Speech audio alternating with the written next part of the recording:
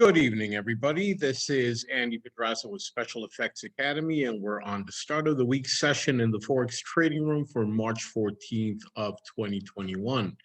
We will be going through our usual agenda. We'll look at the prior week's results, our currency strength meter, the calendar of announcements for the week, a look at the major peers on the daily charts, any setups, opportunities we see in progress, and a few words in conclusion.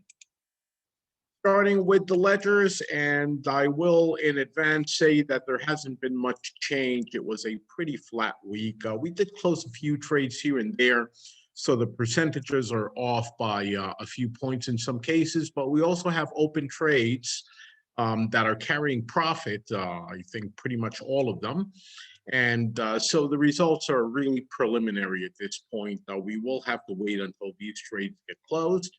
And all but I think one maybe are protected. So we have our trailing stop already kicking in and protecting a significant chunk of profit there.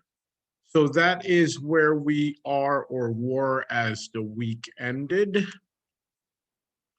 And intermediate term ledger, same thing, no significant change. And short-term ledger, no change at all. The same trade we had at the beginning of the week is still holding as we close out.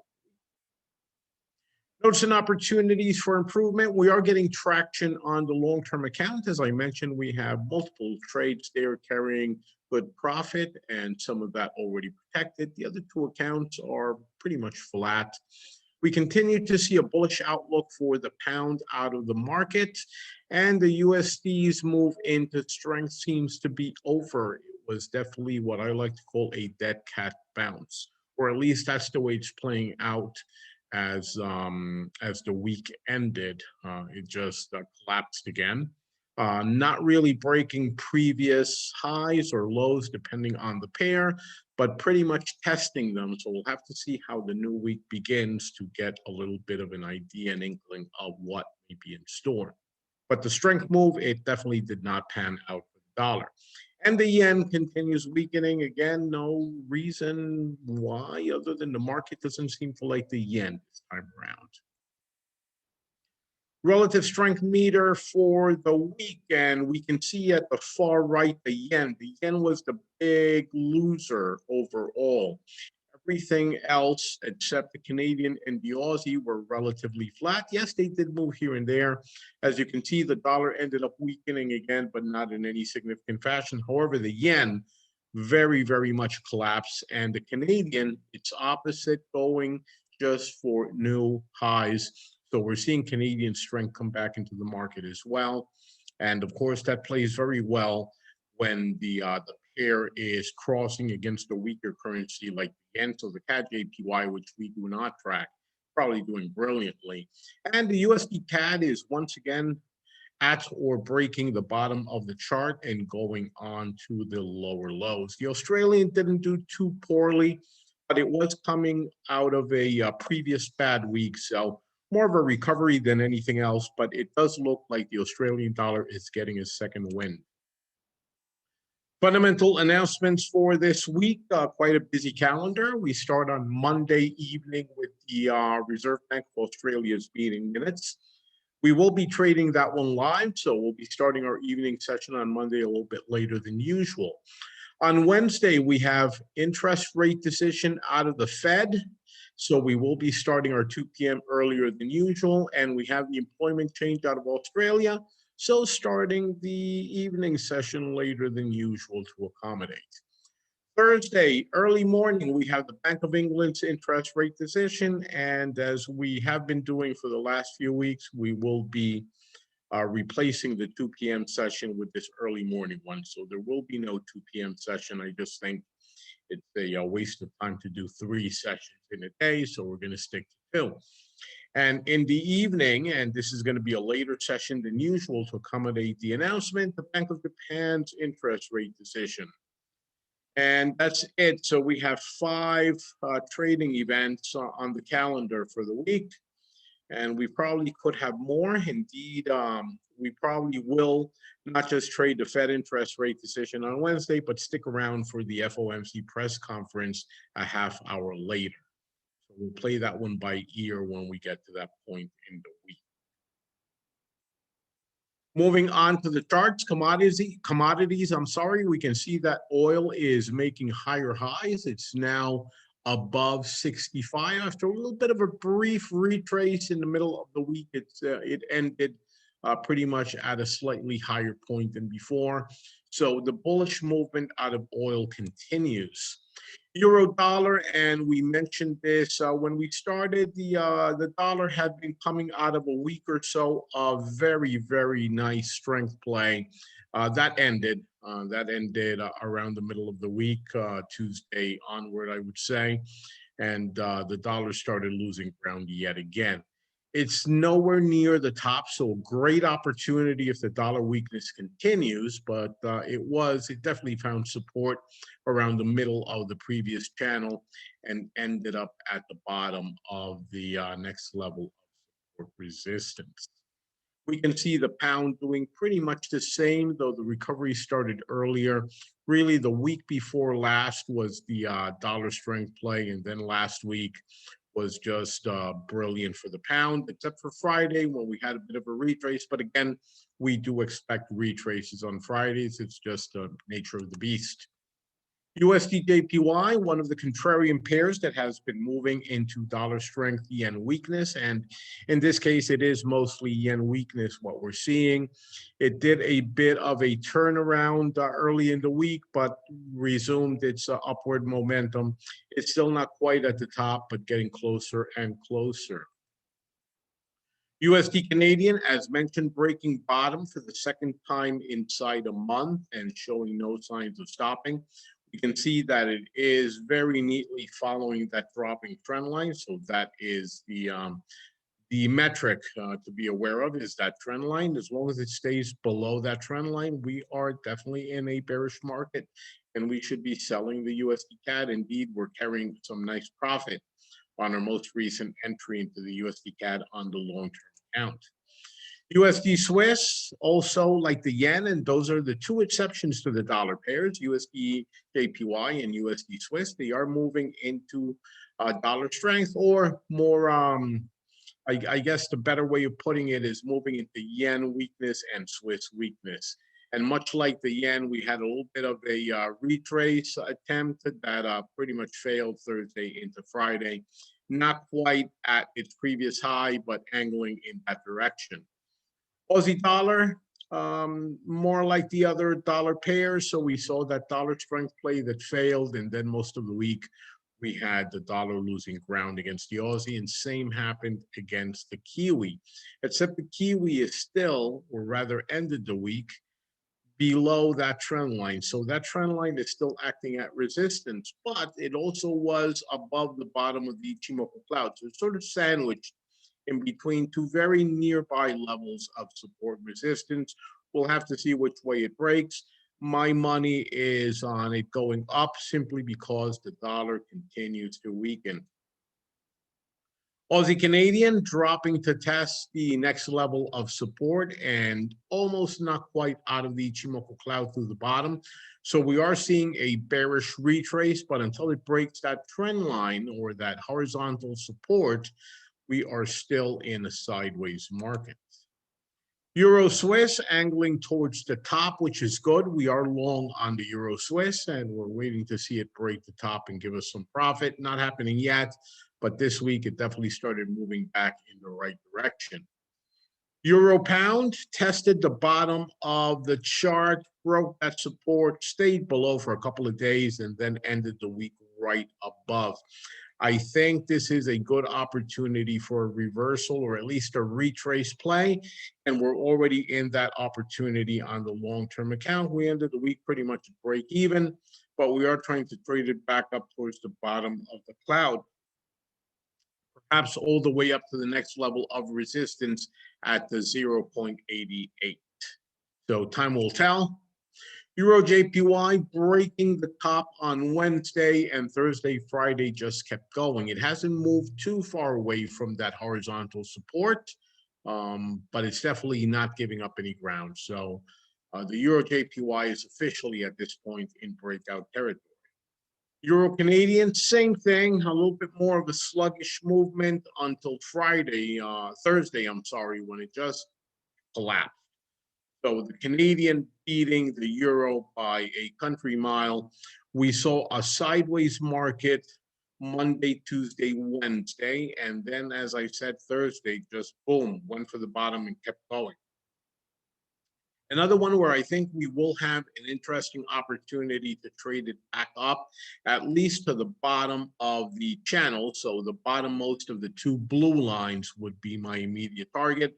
But there's nothing saying it can keep going and give us even greater opportunity. But I want to see it start turning around before we do that. If it keeps dropping, we definitely have to short it. Pound JPY breaking the top and at the final level of resistance before it goes into just wild territory. We made some good profit on the pound JPY in weeks past. I think it might be time to jump in again. This week will define that for us. Aussie JPY at the top, not quite breaking it yet. It's tested twice in the last 30 days, but hasn't been able to breach. We're still waiting on that.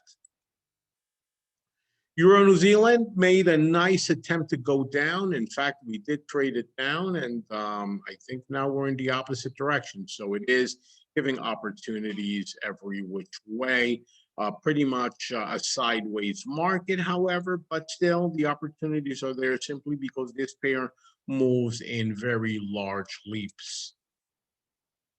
Pound Canadian, and we saw that Canadian strength come into the market, especially Thursday. Thursday was a brilliant day for the Canadian. And you know why? Because oil is going up. Oil goes up, the Canadian dollar goes up. So it's really that simple.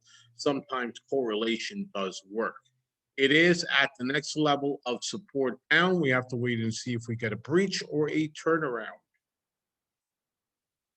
Pound Swiss is at the very top of the chart, not breaking. Well, I shouldn't say that. It is above the support line at this point, but it is very, very close to it. So I wouldn't call it a breakout yet. I want to see it start moving away from that horizontal, but it's certainly getting into breakout territory. The potential is there. And again, I do think the pound has a lot more room to move than the Swiss at this point. Pound Aussie, more of a sideways market than anything else, going up and down depending which day or even which week we're looking at.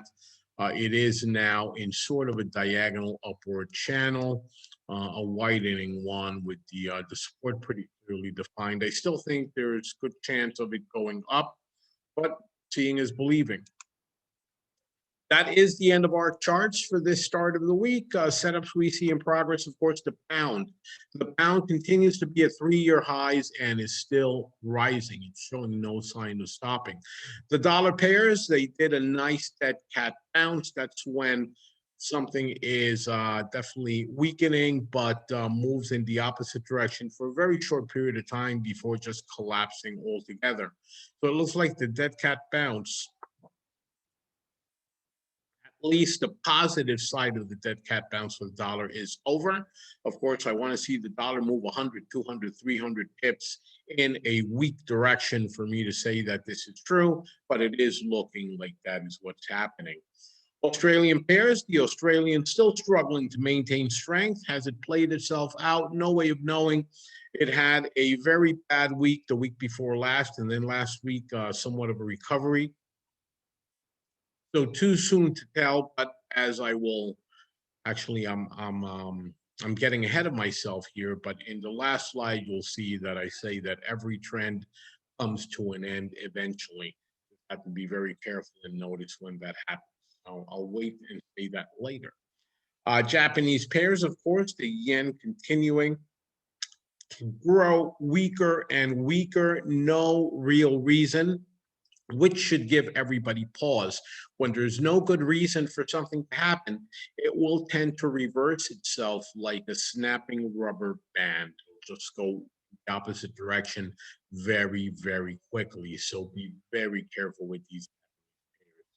And the Canadian is trending bullish, and I already said mostly on the back of rising oil prices, but it is moving in fits and starts. It's not going in a straight line. They never do. But in this case, volatility has not been very kind to the Canadian. It is moving very, very nervously, skittishly, and that has to be taken into account when trading. And that's it, my parting words here. And I just said it, volatility is very high. It's not just on the Canadian, it's across the market, but the Canadian is probably the best example of that. So volatility is generally high this year, and for obvious reasons. We've got the election of President Biden and fears that his economic policies bring to the U.S. economy and the global economy as well. We've got COVID going into what looks to be a third rally into infections in Europe. And the vaccines, well, I don't know how well they're working out, but I have seen nothing to convince me that the vaccine is better than just crossing your fingers and hoping for the best. Again, with a pandemic that seems to have a 99.97, give or take, survival rate.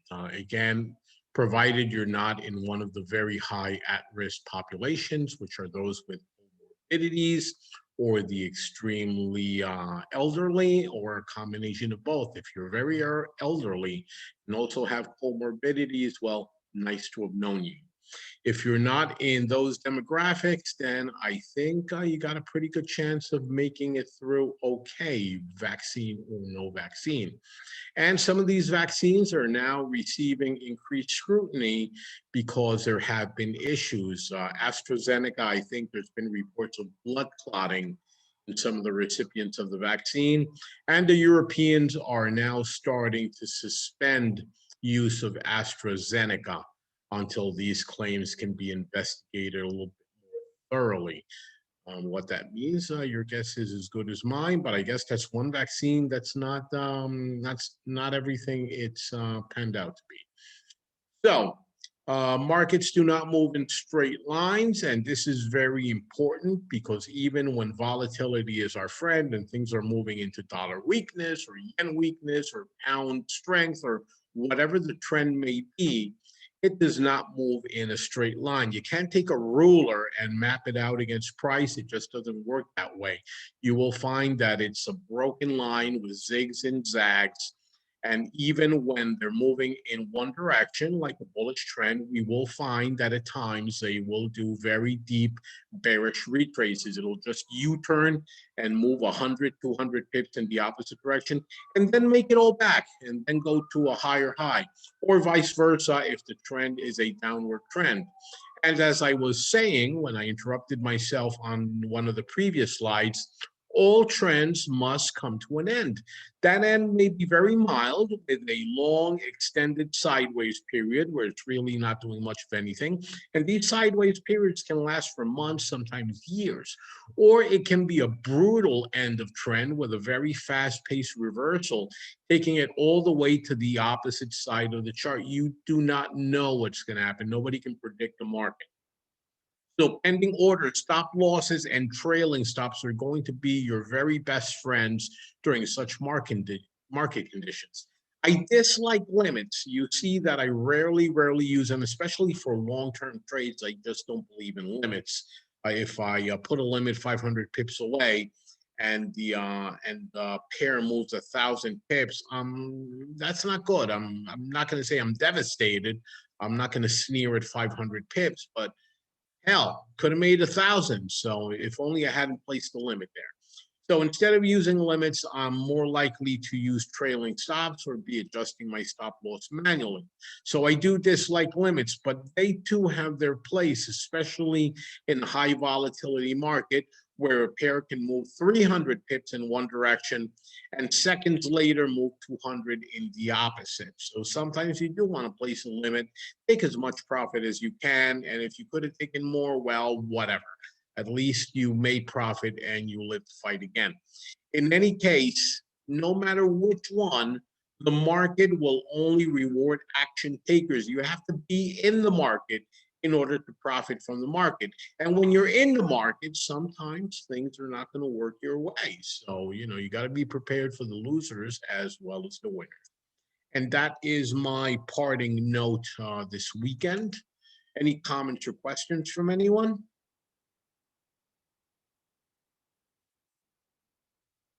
Hey, folks, thank you very much. That's a wrap. Remember, tomorrow evening, we will be starting very slightly later than usual, and everything will be in the email summary, including the calendar of events.